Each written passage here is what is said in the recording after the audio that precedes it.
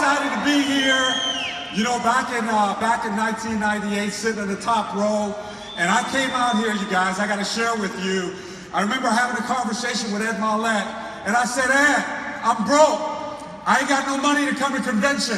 He said, Charlier, you're 33 years old, and the fact that you don't have a couple of $100 to come to convention is the very reason you need to come. So I got together, 5 of us in a car, and we chipped in $5 a piece, drove down to Vegas, stayed in Motel 6, and there was 5 of us in a Motel 6. I had a gallon of water, a loaf of bread, some peanut butter and jelly, and I sat up top, and I saw some of the top leaders here from Rich Stolley and Monty Holmes and all these leaders sold me the dream. And I tell you, you got a lot of information right now. But this business is about spirit. It's got to get in your heart. And I remember sitting up there thinking to myself, man, this is my shot at the big time. So I left convention. I got fired up. I can explain to you what it is that we do, but I was fired up about where I was going. And I had 2 stories that was being told to me. See, at the time, I'm 33 years old. I'm broke. I'm living payday to payday. I'm struggling, right? Struggling. And I said, man, something's got to change. And I came here to WFG, and they sold me a dream. They said, man, Charlier, you can have it if you want it, but it ain't going to be easy. 9 months later, I'm at my job, and I'm saying, I'm making a decision. And I remember Marlette said, hey man, we got places to go. We're going to do some big stuff. You got to quit your job. You got to go full time. You got to go all in. This is your shot. But I got 13 years in the military. I was in the Marines for 13 years. I was a Marine Corps drill instructor. I carried the colors for the president, right? I led the Marine Corps solid drill team.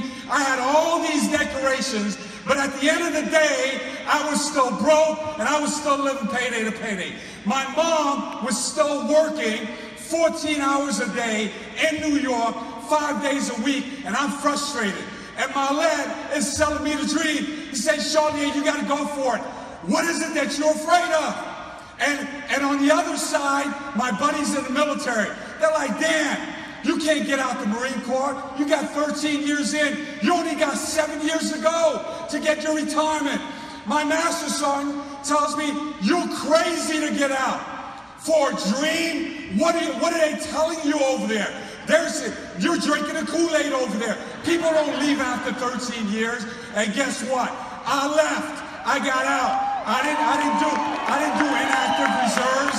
My buddies told me back in 1998, you're crazy to get out. I said you're crazy to stay in, knowing what I know about WFG. 17 years later, you guys, a couple of months ago, 3 months ago, I'm going down to Orange County, and my wife and I are celebrating one of my buddies' birthday. And I got my mom in the car, which my mom retired. I met my dream woman, my wife. She's in the car, my babies are in the car. And we're going down, and we're staying at a place called Pelican Hill. We drive up to the gate at Pelican Hill, and guess who's working the gate? My old boss is working the gate. I jump out the car. I said, Master Sergeant Cornelio, how you doing? And he said, man, I retired 20 years ago, and I've been working here for 6 years. I said, you have? I said, how is it? He said, man, I just got selected for Employee of the Month. Then he looked at me, and he said, so what are you doing these days? I said, Tom, remember 1999 when I told you I was getting out? He says, yeah. I said, I did. And I said, you know what I'm doing? I'm still doing the very thing that I told you I was doing. I'm doing WFG. And he looks at me and he goes, man, I knew you were going to do it. and as I drove off and I parked my car for a second and I stopped and I thought to myself, what if I would have allowed him to influence me at that time?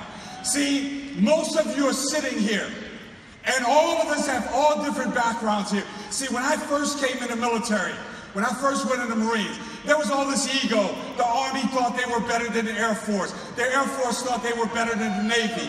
The Navy says, you know what? The Navy's like, well, you know what? The Marines are a department of the Navy. The Marines said, well, we're the men's department of the Navy. And all this crap, right?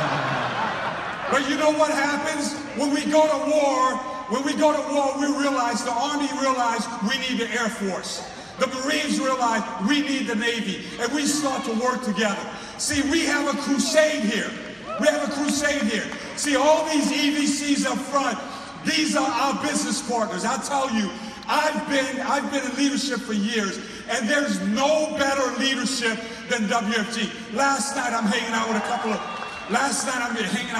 of my guys, and some other guys from another company just came over, and let me tell you, we let them have it so bad, you guys. This is WFG is #1. You got to get that in your heart. You got to get it in your local office. You got to stand up for our crusade. Nobody does it better. And as you sit there in your local offices, see, this has got to happen in your local offices. It's got to happen on one-on-one. I got one of my directs, Tony Lott. He came up to me, he said, Charlier, I got an appointment with the president of the Oscars. I said, set it up, let's go to lunch. We go to lunch, we sit down, we talk, I tell her the WFG story. I invite her down to the BPM. She comes down to the BPM, she sees the WFG story. She says, you know what? This is the president of the Oscars. She says, you know what? Can I do this part-time? I said, yes, you can do this part-time. And our hiring interview is Monday. You know, last night, Wednesday night, we had the Blue Group up here, right? Know who we're gonna get in here? We just had Cardone up here. Cardone is so fired up about WFG. This is his dream. This is his dream. He's so fired up. And you know who else we're gonna get up here? We're gonna get Jay-Z up here. I'm talking about we listen to all kind of music. We're going to listen to some Jay-Z up on stage and blow this place up. Thank you guys. See you at the top.